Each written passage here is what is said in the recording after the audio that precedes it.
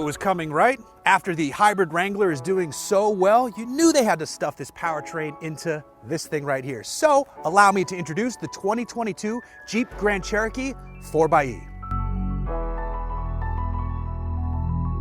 The design of the Grand Cherokee has evolved into a more mature looking vehicle, and I mean that in a good way. The lines are taut, and this face looks really nice. In fact, I think it wears this face better than the Wagoneer. You have some differences in the exterior finish across the different trims, but all of them took style inspiration from the original SJ Wagoneer. This modern Grand Cherokee, though, looks excellent with its taut lines and forward-leaning face. On the Trailhawk and Overland models, you'll spy the familiar tow hooks, while the upmarket Summit Reserve model gets 21-inch wheels. Inside, it's very nearly a luxury vehicle with great seats, features, and tons of tech. Jeep have outdone themselves here. It feels like a luxury vehicle inside this thing, with great room and comfort to be found both up front and in the second row. You've got sculptural elements of metal, glass, and wood. The available McIntosh sound system is one of the best we've tested in recent years, and the screen with the signature needles is oddly fun. Add in Uconnect 5, the off-road pages, and the 4XE screens, and you have a top-notch infotainment package to go with a truly great interior space. It's not just the 4XE bits that make this thing so interesting. Jeep improved this Grand Cherokee over the last model in a number of ways. Still, the star today is that 4XE setup. Don't let the idea of a small gas motor in the nose scare you away. Paired with its electric bits, this setup is good for 470 horsepower and 375 pound-feet of torque. 0 to 60 miles per hour happens in just 6 seconds. There's an electric limited slip diff to move torque around, and you can still do great Jeep things as the 4XE has 24 inches of water fording capability. The Quadralift air suspension setup is available, and suspension travel on the Trailhawk is increased by 25 millimeters.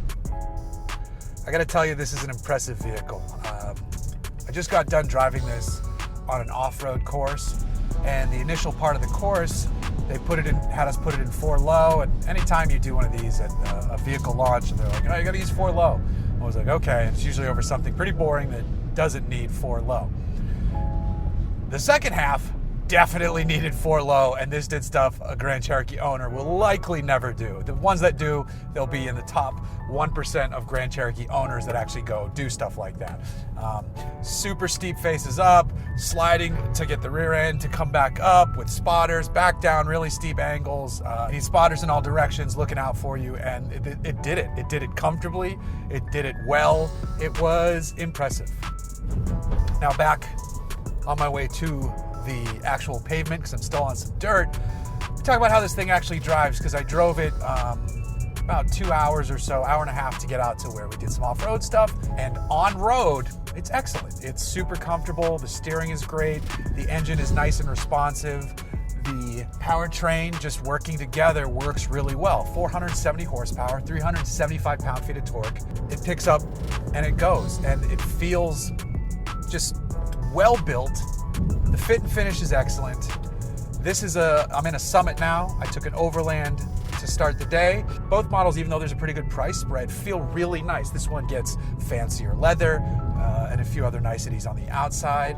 Out on the trail, we used a Trailhawk, which was great, and I'm coming away from this vehicle very impressed. The brakes feel great. It's not some overly complicated regen system. This is on max regen, and it does work well.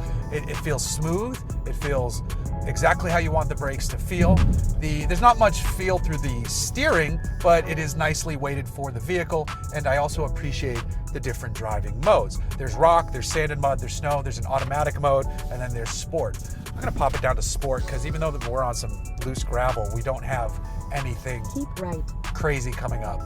There's no major articulation or anything like that. But speaking of articulation, and since this is a proper Jeep model, one of the options that you can throw in these is the sway bar disconnect, which is awesome when you're on it. Just push a button and you have so much more articulation, and the wheels can do what they want to do while staying on the ground. Have a much better chance of staying on the ground if you're in a space where you might be getting a lot of angle. It makes for a much more comfortable and engaging and safer off-road driving experience. But on the pavement, again, hauls speed nicely, comfortably, excellently. And then these things are loaded with tons of safety tech to boot, speaking of speeding. One of the great options you can get in these once you step up past the base and the Trailhawk to the Overland or the Summit is the McIntosh audio system, which sounds excellent. It's one of my favorite audio systems currently offered in any production vehicle, and then you can even press the button and have the McIntosh needles bounce on the screen, which is oddly hypnotic. You should avoid it. It's almost like distracted driving. It just looks so cool with the green lights of the McIntosh needles moving. It has an analog look to it, even though it is very clearly digital. I love it. I love that feature. So it gets up and goes. There's a 2-liter 4-cylinder under the hood, paired with a motor in between the engine and the transmission. There's a battery pack. There's an 8-speed gearbox, and the combined output is 470, 375. And it's enough to make this the quickest and the most capable outside of a Trackhawk. It is the most capable off-road, and it is the quickest non-Trackhawk. 0 to 60s in 6 seconds, whereas the 5.7 liter V8 is 6.7. And then it's more fuel efficient than the V6 version. So it's more powerful, it's quicker, it's the most capable off-road, thanks to all the features, the various features in the Trailhawk version. And then it is also the most efficient. It is literally the best of all worlds for the Grand Cherokee. When you stuff all of that in and then add in the capability of it, you're of course going to wind up with a vehicle that costs a fair bit of dough. Here's how it all shakes out. The base 4xE is $59,495.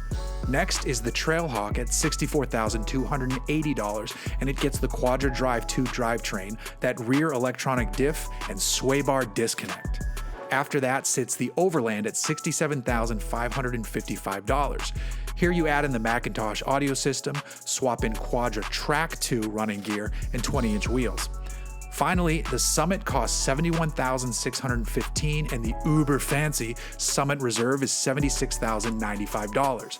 With both of those, we're back to Quadra Drive 2 and beautiful wood and leather. But the Summit Reserve adds in a 10.25-inch front passenger display, ventilated front and second row seats, as well as massagers for the fronts, and the aforementioned 21-inch wheels. I'm coming away from this, I expected it to be fine. Like with the Wrangler, it's really cool. The hybrid Wrangler is pretty cool.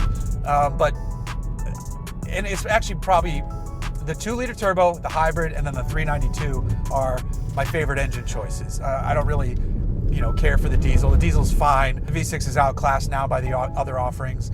So yes, it's not cheap, but it's a Grand Cherokee. This is essentially a luxury vehicle at every trim level in the 4xE version. It's really nice inside. It's just well equipped from the base model on up. If you're going to get one, I say get one with the McIntosh sound system and you'll be good to go. I think a nice Overland build is a smart way to do it. So you still get, the tow hooks and some of the off-roady Trailhawk-like features. I think that's a smart one to buy. I like this more than I thought I would.